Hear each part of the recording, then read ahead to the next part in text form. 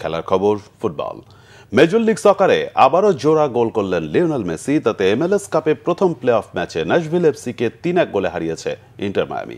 Major league সকারে এই মৌসুমে trophy শূন্য ইন্টার মায়ামি, তবে MLS কাপে ইস্টার্ন কনফারেন্সের সেমিফাইনালে ওঠার সুযোগ আছে মেসি সুয়ারেজদের।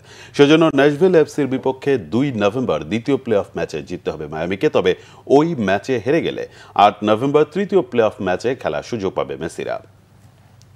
শনিবার নিজেদের হোম ম্যাচে চেজ স্টেডিয়ামে শুরু থেকেই ভালো খেলেই জয় পেয়েছে মায়ামি। 19 মিনিটে লুইস সুয়ারেজের ক্রসে ড্রাইভিং হেডে গোল করে দলকে এগিয়ে নেন মেসি। বিরতির পরও দাপুটে খেলেছে মিয়ামি।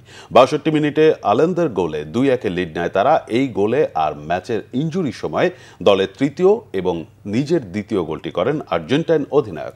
ন্যাশভিলের গোলরক্ষক ও ডিফেন্ডারে ভুলে পোস্টের কাছাকাছি জায়গায় বল পেয়ে জালে জড়ান মেসি। ক্যারিয়ারে এটি 891তম গোল মেসির।